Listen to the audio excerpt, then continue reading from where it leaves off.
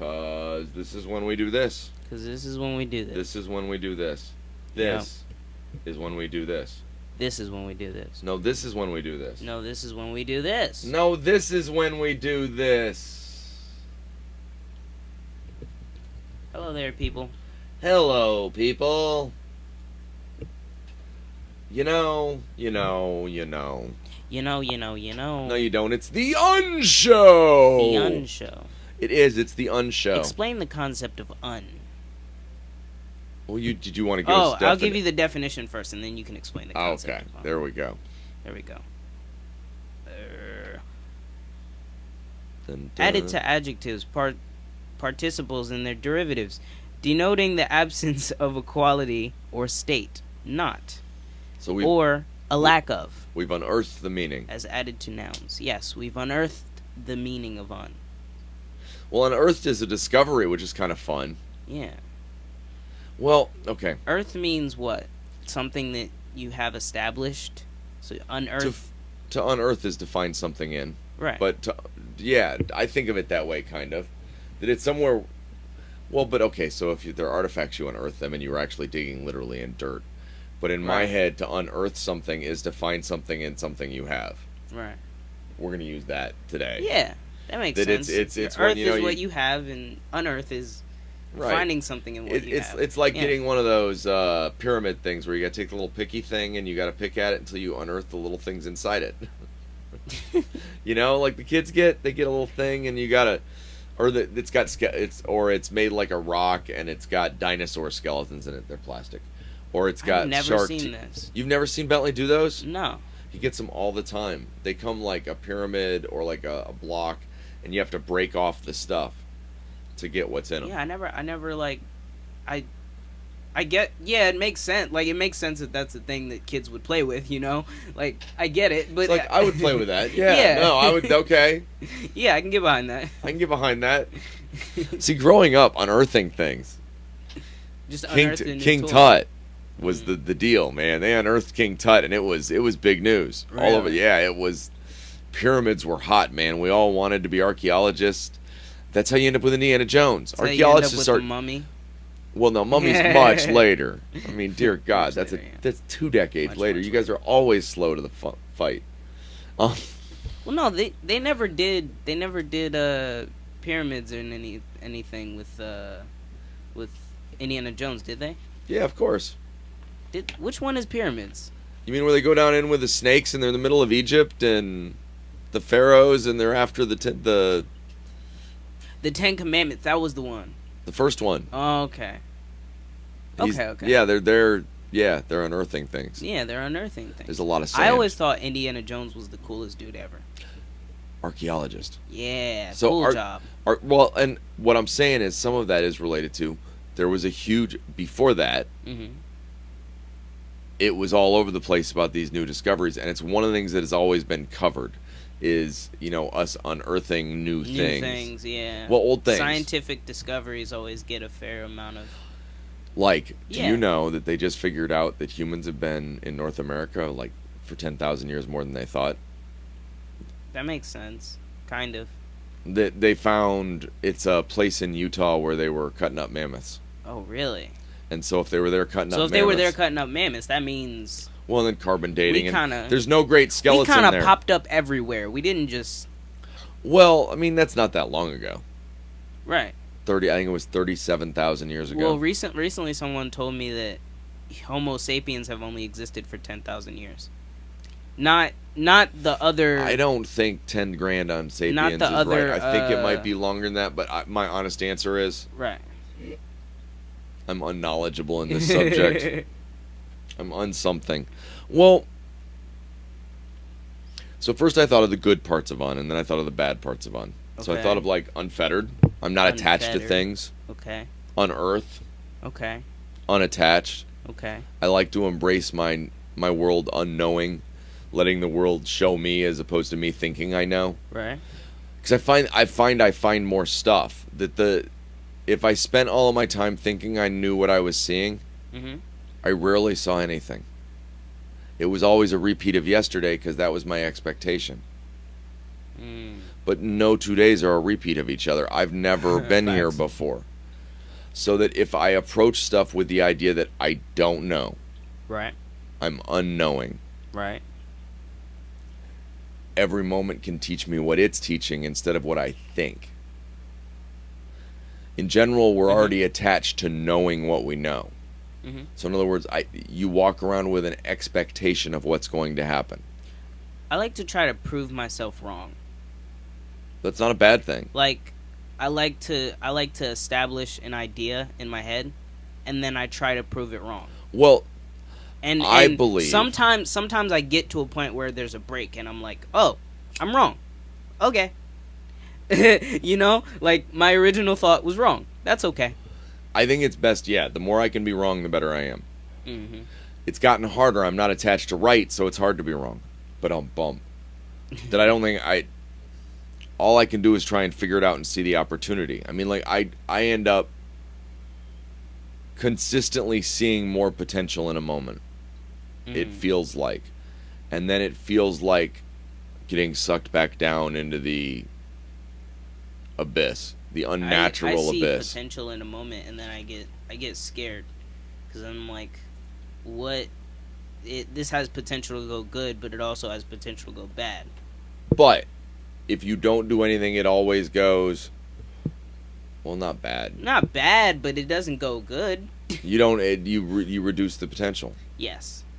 Your potential. Yes. Inaction is an action. Inaction is an action. An action. You gotta say it slower. It sounds like an action is an action. Yes, inaction. Inaction is an action. Yes. Oh, I just had epiphany. And action. Well, but it's true that the hard part is that, okay, I get to react, but I still can't be attached to what happens next. Right. That all I can do is throw seeds to the wind, and I don't have any control over where they land, or where they sprout, or how they grow. We're all bonsai, man. It's all crooked trees from here on out. Bonsai trees crooked? Sometimes. But you have control, but you control how they come out. Oh, really? Well, that's cool. The best bonsais you find on the side of a mountain, and they grew that way them own selves. That's like the original bonsais are like finding those. It's a state of power. If you think it's those trees that survive in the hardest setting that you see, they grow. They're the Spartan trees. Yes. Well,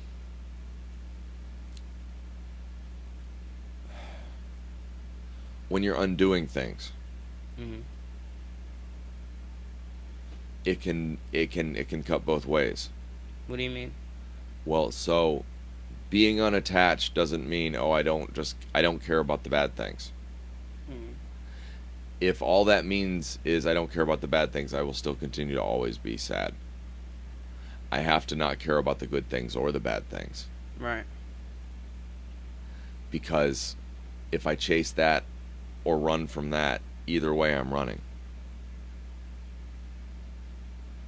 It sounds unambitious. Either way you're running. I'm trying to work as many uns into this as I can. Yeah. It's unbelievable, I know. It's unbelievable. Well, that... Unfathomable. Unfathomable. But yes. Seeing the world as unfathomable isn't a bad thing. It's not that I don't know anything. No, the world is definitely unfathomable because I'm pretty sure that word means to understand, I think. So you can't possibly understand the world or the universe or whatever you want to call it. You can't possibly understand that. You can get close to it, maybe, but you can get some of the fundamentals down. You can't define the depth of it. Yeah, it is it's unfathomable. You can't measure how many fathoms. Yes. So in other words, it's so deep you can't even measure it. Unfathomable. If I break it down based on unfathomable, and I know what fathom means. I know, right? Today on linguistics with where's the line, but it's true. Yeah. But we don't feel comfortable.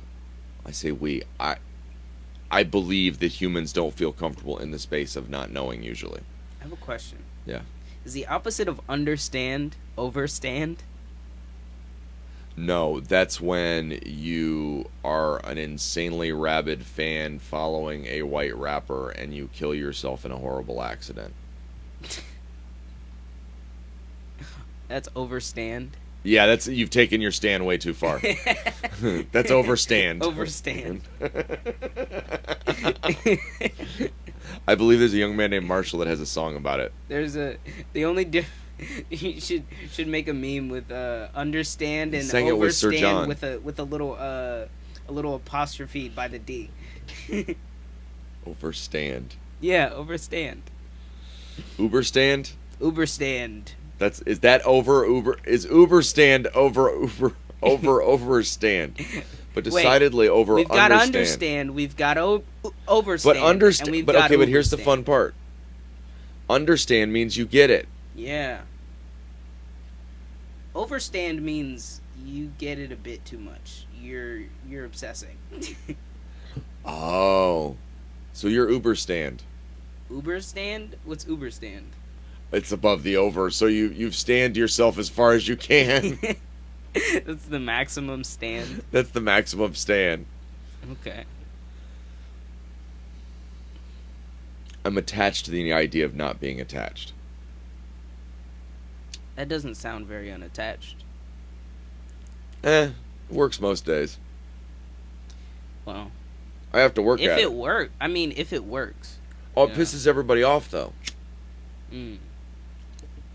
because I got questions. Hmm. I want to understand. Right. Like, don't blow smoke at me. Not it's not you. It's Yeah. all the way around. I'm like, I only have so much energy. So if you don't explain things to me, and if you don't give me the opportunity to understand things, then we're stuck in the Well, no, I think we're on an adventure, all of Okay. us. That we're so busy defining that we miss the joy and the adventure of it. That when you're unfettered and unattached, thanks, Mom, delightfully unfettered by convention, untied down. Uh-huh. It doesn't mean so you're testing instead of assuming. That's all. Testing. Testes. 1, Oh 2, my God. 3. Oh my God. What? Frequency kills all jokes. No. I know. Some are a touchstone for me. A Some- touchstone? Yeah, that they're stupid. Like 7, 8, 9. But the reason they're a simple childish humor. They're not based on anything beyond, there's no punchline, there's no setup, there's just simplicity. Mm. Why is 7 afraid of 8? No, why is 8? Why is 6 Why is afraid of 6 7? afraid of Because 7, 8, 9. 7, 8, 9. There we go. Yeah, if 7 can eat 9, imagine what it could do to 6.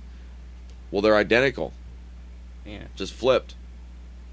I never thought about that. I never thought about that. I never Yeah. thought about that 7 would eat 6 and 9, obviously, because they're identical, just one's flipped upside down. They are. I'm no longer worried. 7 only eats 6s and 9s. So 10 doesn't have to be worried. 8 8, 10 8 might, No, man, 8 anybody might have an above argument to be scared. Because if you think about it, if you take a 6 and an 8, I mean 6 and a 9, Well, and but put then them how would together, he you evade get an 8. anything? But you but know? if you get rid of the 8, how would he evade anything else, anyways? So he needs 8 to do his bidding. Well, I 7 mean, needs 8. if 7, for instance, tried to 8, never mind. I get Tried stopped. to 8.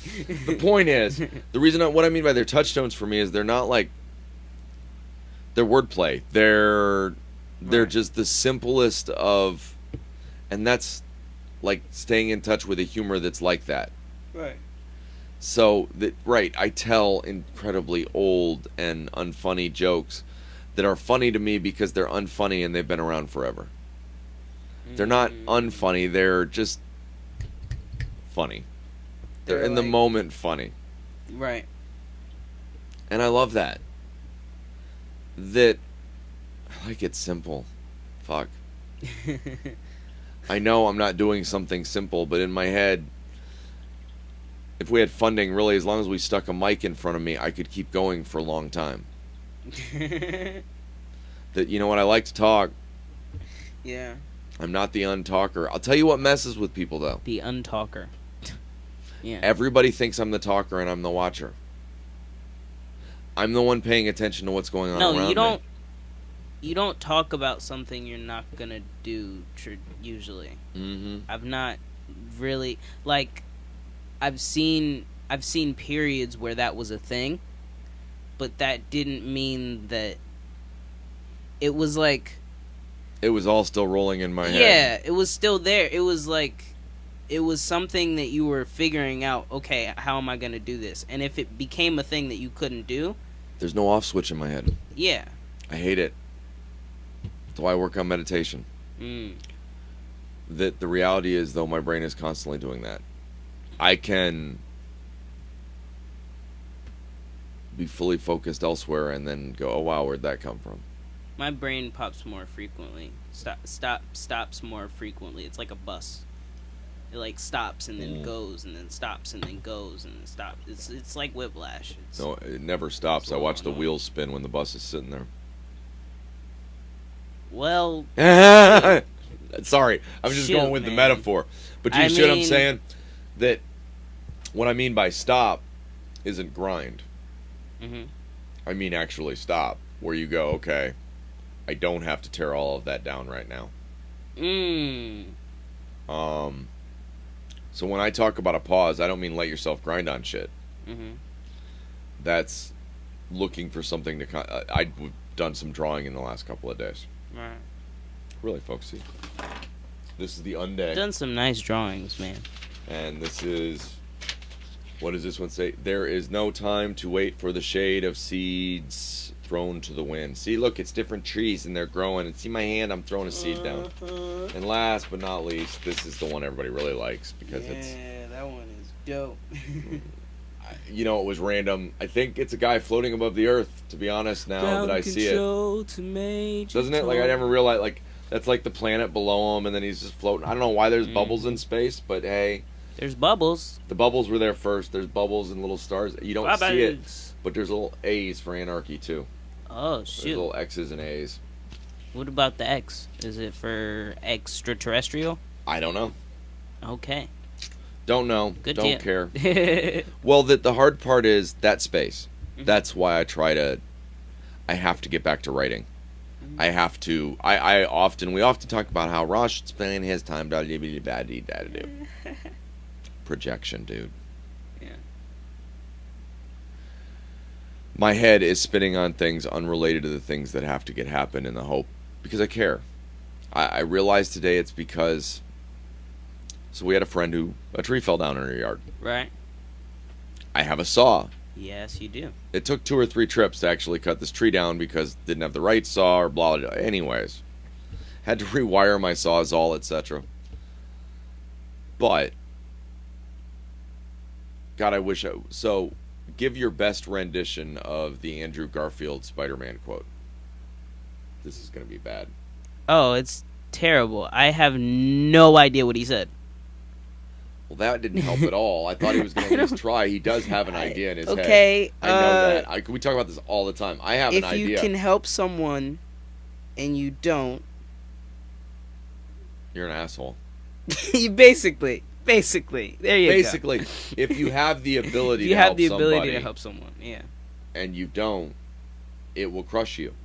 Yes, something like that. That. If you're like, for me, it was a thing I wrote regularly, which was, if you're called to greatness and you ignore it, mm-hmm.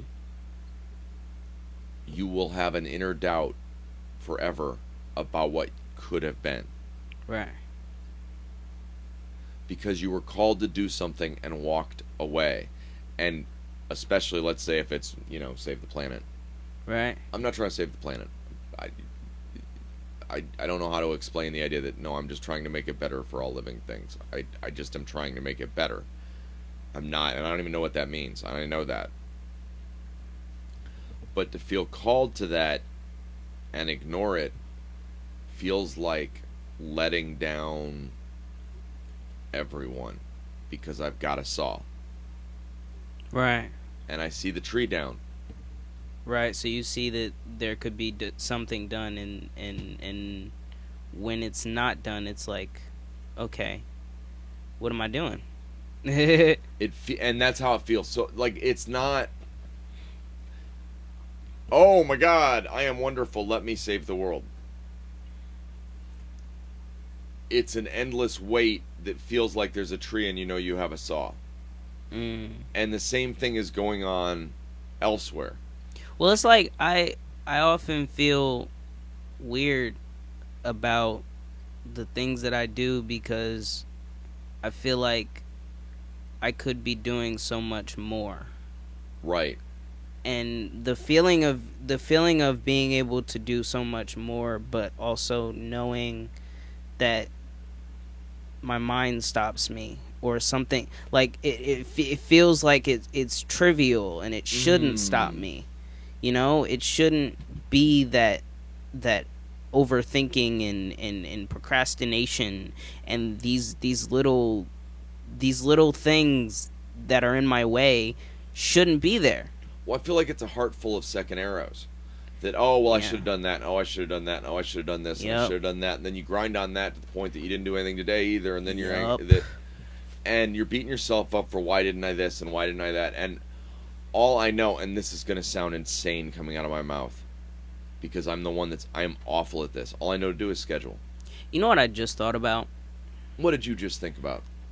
I probably could set up the uploads to where they just came out once a week, like not once a week, but like, no, that's fine, on a daily basis, you know, instead of instead you of could spend 10 minutes a day instead of feeling overwhelmed, or 15 minutes or whatever. Well, not just that, but it's more to the point that like I could do a better job at certain things. I could do a better job. There are so many things I could think of that I could do a better job at. Well, but do you write that down and go, I think I'll start doing that way? Right. Or do you go at it tomorrow and beat yourself up for not doing it? Right. So what we talk about is we need to set aside hours for this and hours for that. For those of you that don't know, beginning of August, what we're doing is we're reconnoitering for the big slam. The second half of August, we're going to be ramping up into our 24-hour Labor Day show. Young Rosaneta will be talking to us from a camp. Have we officially worked out that we will do Where's the Line, and we can... Yes. It'll be on me, but it'll be... Ross will be but here I will with be me, on and the we're phone, we're going to talk about camp. Yes. I would love it. I will set this so that you can just plug in, play. Absolutely. Just go. That is perfect. Because what I want to do is... So, the other thing you could do is let them pick the topics for that week. Let who pick the topics? The camp. I don't care how you come up with it. But if they pick the topics, we'll do it. Sure. Are you like I don't know. Are you like being a camper, or are you like watching after younger campers? I'm watching after younger kids. That's the point. That's who I want to have pick the topics. What do you think people should talk about? We do this show that's about talking about and figured I want the kids. I want you to talk to the counselors. I mean, don't just randomly, but talk to your counselor, your friends, and go, okay, this is this crazy white dude I live with. I know how this story is going to go. It's going to start off with only a crazy white dude would come up with this shit. None of us have time for this kind of bullshit. This is some white man problems. So one of the things I love, a game we play, is anybody can call me anything and I can turn it into a compliment. Okay. We won't. Go ahead. Pinhead. Pinhead? Yeah. Wow. Are you talking about Pinhead, the dude from the movies? Like maybe that had absolute control in God, what movies were they? He had all those cool things sticking out of his head and that face, and everybody was scared of him, and he had dude. Yeah, I'll take that power. Conehead. Conehead? Yeah. Do you mean the hit group on Saturday Night Live that claimed they were from France, that had those beautiful shiny domes? a movie career and no one even realized they were from outer space, even though they kept claiming they were French and they had giant heads. Didn't they have a TV show too? They had it all. What a compliment after compliment. And right now they're all Saturday Night Live to some extent, and that makes me feel good. I love Saturday Night Live. Right. I don't know why Pinhead relates to Saturday Night Live, but hey, Dan Aykroyd. For some reason horror. No, Pinhead was. That's why. Right? Isn't Dan Aykroyd like the dad? He's the Conehead, but you said Pinhead again. No, I said Conehead the second I know. time. Okay. The point is, I like words. Right. And I enjoy. And you know what? If you end up with people you want to interview there, we can do quick interviews. Mm-hmm. Oh, I am gonna send you with the official lavaliers, so that then technically, you could call in with another person. Oh, really? Yeah. And then that way, if we wanted to do 10 or like, if you got a hold of me, like, hey, let's do a quick talk to this guy. Mm-hmm. We could. Right. You don't have to. I'm not saying, oh, right, hey, make this all work. I'm going, if you're in the middle of a conversation going, oh my God, you could even just go live to Facebook from your phone. Yeah. You could do live interviews that I'm not on, or you could get a hold of me and I can be on any of those. Right. Any of those is fine. That's a good point. My point is, have fun with it. All right. I will. I am going to be building a swing set. So by the time I get back, it won't all be done. I'm going to work your ass off till you leave, and then I'm going to need you a little bit when you get back, maybe. Okay. Because some of the stuff, we might get Ganja over here. Okay. Get Ganja to help. Get Ganja and Kai, see if they can help a little bit. Build some stuff. Use their hands a little bit. Certain night if he gets back into town. I mean, yeah, he's getting back into town. Naj and Mel would help. When what's his name? So yeah, no, absolutely. Because I talked to them about the idea of coming for the birthday party. Mm-hmm. I mean, Belly knows him. Yeah. It'd be fun if we set it up and everybody sang him happy birthday. We use the mics and we go dun-dun-dun-dun. We can pull out a happy birthday beat. Happy birthday to you. But you know what I mean? We could do a happy. I bet if you go a no cap type happy birthday type beat type, it'll come up with a type something. I don't think I can use those words, but I bet there's a happy birthday somewhere. I was making fun of no cap and type a bunch of times. I wasn't lying. I was just kind of. Oh, wait a minute. No. Anyways, I want a non-lying beat. What? No cap. No baseball cap. A Black Ops type beat. You mean like Operations? No, I mean like lately. They've been opposed to me. Damn.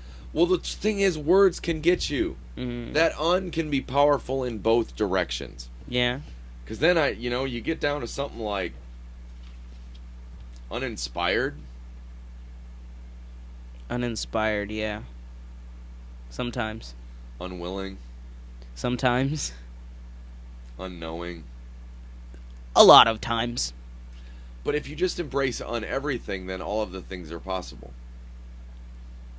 Yeah. If I go just uninspired, then it means something bad. But if I'm not expecting to be inspired or not inspired, I find it over and over again. Well, if you say uninspired, yeah, okay. I get what you're saying. I'm talking. I was like, and I know it. I was like, what? And then I got it, and I was like, okay, that makes sense. What I want to know is who's on first. Who's on first? That's what I need to know. Who's on first? Yeah. Yes. That's what I asked. Yes. Who's on first? What? That's the answer. Who's on first? See. Well, embrace the wonky. Because you'll see more. The problem is we want it all to fit what we know. If we make it fit what we know, it will. It will. Mm-hmm.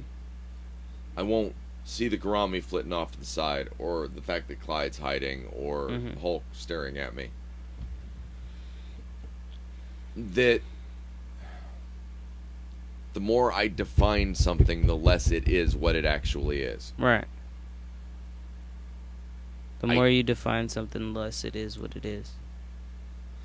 Okay, if I put you all the way down to Ross, Uh-huh. what does that tell people? Anything? No, not really. It's no information. Any one word, any amount of words, unfathomable. Every individual. Yeah. Every living thing. Confusing. But the assumption is what ends up hurting you. Well, no, like, when you bring up a person, both people have a certain experience with that person. Mm-hmm. So they think of the person differently. Absolutely. So telling a story sometimes means, oh, that doesn't sound like a thing so-and-so would do. But from what I know of so-and-so, it's definitely a thing so-and-so would do. Well, that you imply. Right. That all of us are projecting 24/7. And this Yes. is not some deep spiritual thought of, oh, I've created the universe around me. I get that. I understand those concepts. What I mean by that is the real part that's doing the work is what defines the meaning. What does that mean? All of this is flowing in. Okay. Right? We can admit that. We see this, we feel this, we hear this. We're all taking of that. in information constantly, yeah. All of your senses. But there's a piece that has to translate it and give it meaning. Define it. Make it be what it is. But that's projected. Right. Based on my perspective. Right. All I can see from is mine. Right. All you can understand. I can open my eyes to the concept, though, that mine is a myth. That's why I've always been of the opinion that the brain works how it's gonna work. So each person, you're as trainable as a dog. That's up to you. Each person, right, has a brain, and they have the ability to think the way that they think. Well, but my point is that isn't all. No. Nature. Yeah. Some of that's nurture. Exactly. Some of that is. Some of that is. It's malleable. The way that you take care of it. Yes. Some of that is the experiences that you live. Some of that is if you get taught something. The brain you were given. Yeah. Some of that is if you get taught something, or if you learn something through your own observation. Well, but you know, how do you trust your observation? It's based on your perspective that you're projecting. Well, you don't. It's messed up. That I embrace the un. That in the end, un is not bad to me. It unearths thing. It unearths. It unearths. It unearths things. If there is an uninspired, that means there is an inspired. But if I define it as one or the other, it isn't either. The more words I put on it, the more I hold it down. The more attached I am to the meaning of things, the less meaning they have. I am whatever you say I am, and if I wasn't, then why would I say I am? I am what I am, and that's all what I am. And that's why he eats me spinach. That I'm not attached to the I am part.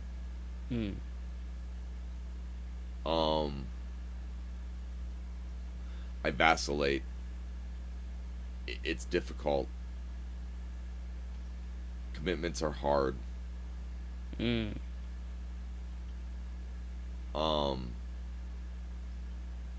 I don't know. I know that what I want most is to be present for people and to help people.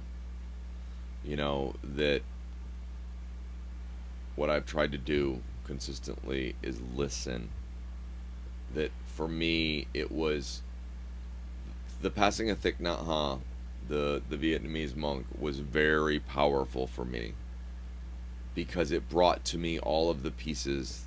It was a timing of the memes were in the right space at the right time. The most valuable gift we give each other is compassionate listening. Yeah. Which means not I'm going to say what people want to hear. It means for me that I've always felt like a mirror, not a. I don't feel like I'm doing anything other than sharing my experience and reflecting back what I've found. I'm not attached to it. I'm not very good at reflection in the moment. I know that. I'm very, very good at reflection upon a second. You're a like, very wise young man. Once I get so you know. once I get I can take a step back from things, but in the moment, reflection is not my strong suit. Well, the other thing that Thich Nhat Hanh was big on was embracing the pause, and that it being hard for us. Mm-hmm. But and it was meaningful to me that his point was, stop is our natural. It's why location. It's why I try to, when I'm speaking to people, sometimes I try to take a back seat in the conversation, just so that I can reflect a bit more, because I find that if I take that back seat, I can I can try to understand where someone's coming from as opposed to where I am at. Yeah. Especially when we talk about our shows, Mm-hmm. that my goal in 10 questions is to share a space with a person. Right. Not a space that I'm in control of. Right. In a space where I'm trying, don't get me wrong, I'm trying to corral it Right. a little bit. We did a 2-hour one the other day. That was real corralling there, Matt. But But that the idea is that I'm not hiding, you're not hiding, we're open to them and they're open to us. And that some of the reason the questions work well is we open up before they do. That I have to put myself in a different mind state to do that. To like comfortably. It's harder for you to open up. I know. Yeah, I have to like comfortably open up to. Usually, it's not till 6 or 7, especially if they're musicians. You'll relate to the fact they're talking about music. Mm-hmm. Sometimes you'll come in on play. Like usually, this side of the column's pretty not you. Not in a bad way. No, you're just relating. Yeah. You're throwing in. It isn't until we get over here in the last 5 that you've relaxed a little bit. Yeah. And you start bringing them in. Though we had a really good time the other day with me leading them around and then popping you with the question, just flatline, which was great. Yeah. That deadpan was like kicking him in the ass, and I loved it. I was like, ha ha ha. Let's make him cry now. But anyways, of course. That part of it is, and that works, because part of it is, I'm trying to get them to open up. Okay, you're playing the part of audience in them, and it works through, and they feel you open up more, and I'm opened up, and then they open up, and then it's easier. Yeah, it's by the end of it, we reach a state of, okay, we're all here. Well, and it's sharing that space, like, and I've tried to do that in the other things I do, even in texting. I've taken an odd outlook on texting. That texting can work. I've also tried to, like, okay, so I almost feel like sometimes I feel like people have to get used to you. It's weird, like not in a negative way or anything. No, I agree. You know, like. Well, I'll always remember that the idea that somebody's reaching out and doesn't want something is foreign to people. And I think that's a concept that it takes a second to set in. When I tell people it again, they go, okay, I still don't believe you. Right. And on top of it all, it's a crazy space. Right. You come into my space and you're very much in my world. Right. I mean, and the reality is, the office is a space that very much we built together, this space, but all of this, there's a lot for everybody to take in. And I think sometimes that works to my advantage when people come in. Yeah. That they're kind of ready for, okay, so all of this has meaning, though. Oh, yeah. No, there isn't anything in here that doesn't have meaning. Right. Why would I keep that? Right. You know, little known fact, those beads on that wall back there, are from my first honeymoon. Oh, word. The Mardi Gras looking beads. I don't deny. I work really hard at not denying my past. Okay. At really telling my story and letting the chips fall where they may. Because, or people think I'm trying to pull some holier than thou thing. Right. They sit and go, well, Matt's judging us. No. That's not all out yet, but one of these days I'm going to walk down memory lane, and I'm not, no. Path of the Sledgehammer. I did it as wrong as I could, and I am as forgiving of everyone as I can be because, dear Lord, I hope people forgive me. Right. That what I've unearthed time and time again are truths about myself and worked at it. What I've unearthed in this process has been so much discovery, so much love of wordplay. Oh my God, we have such an active room and active people around us. Right. That there's a playfulness to our work. Mm-hmm. And flat out, it's my prayer. I've thought about that a lot lately. Meditation is non-distraction. My work is my prayer. That whether it be building a swing set for the 10-year-old, right, or whether it be this, all of those pieces are the way in which I try to end suffering. At home and around me, wherever I find it. Mm. Not by, oh my God, that's suffering, let's end it. But by lifting, by hearing, by accepting that there is suffering. Mm. That the hardest part isn't that the world is horrible. The hardest part is the world isn't how we expected it. Right. That we're so busy fighting with, well, no, but I wanted this to be like that. Right. Instead of embracing the wonder, we're trying to force a control. Right. I understand that. That our path, this studio, a lot of what comes about is we fall into a piece that goes, no, that fits. 10 questions spawning into the music side of things. Right. You know, it all fits together. It all fits together. Right. You're like, oh, wait a minute. Yeah. Oh, damn. I see where that piece fits. Right. And that's not the normal. The normal way to do it would be going, okay, let's pound that piece in. Let's make it fit. Right. Sometimes you get the wrong piece that way, though. Yeah, you get a square peg in a round hole. Well, I mean, yeah. Your expectation of an outcome is what makes you miserable. Not the outcome itself. Mm-hmm. That's not the outcome I wanted or expected. Right. What if it was... It's the thing I always say about poker. If you sat down to a poker hand and won, mm-hmm.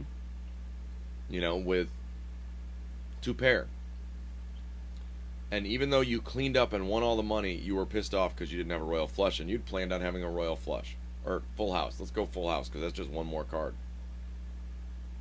Doesn't matter, though. You won. Right. Well, yeah, but that wasn't how I wanted to win.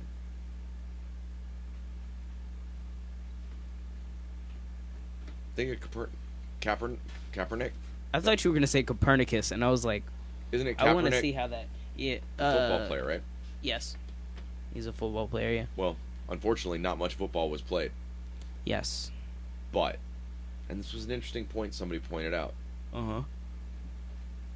A, he's not wanting for money. Nike's happy with him. Right. So that part worked out. Right. It's not the important part. He's become a major mover and shaker in let's change this. Right. He's become an activist. Mm-hmm. Maybe life put him where he was supposed to be. My right. mom calls it the universe picking you up and throwing you down where you were supposed to be. Right. It was your path all along. That you learned this over here and now bring that knowledge over here. Right. Did he lose, or did he get 2 pair? and he planned on getting a full house. And I don't think he's mad anymore. I have no idea. This is not meant to be some kind of substantive thought on what Colin Kaepernick thinks. God, you're not going to say it once. Colin Kaepernick, yes. Thank you. There we go. Yes. That he did win. Mm-hmm. We won. We're better off for what happened. Right. We're better off for him because he exists. More so than if he'd played football. Right, than if he had just sat down and just played football. Right. So that that doesn't make the bad thing good. That's not my point. You don't get to go back and go, oh, so we don't have to take any responsibility for the bad things. No, but they brought us here, and look at this good thing. I get what you're saying. Yeah. You know what? Yes, you're right. It was struggle. It was turds. It was weeds. Damn, grew a strawberry. Mm-hmm. What an amazing friggin' strawberry. What an amazing platform he has now for change. So what I'm hearing is we have to accept the and the un. In the end, it's all unknowing. Right. And unfathomable. So stop. Don't try to fathom it. Don't try to know it. Okay, I don't even know anymore. I'm unamused. I am unamused. We love you guys. We will see you tomorrow. Now, you see, there's 1 million people watching now. We love you. We're getting, the unshow is a really unshow. That we're talking about the idea that the reality is, if you attach yourselves to things too hard, I know this, Mm-hmm. You'll miss things you don't know. Yep. It's unbelievable what you'll see. You'll miss the un. And tomorrow from the onion. From the onion.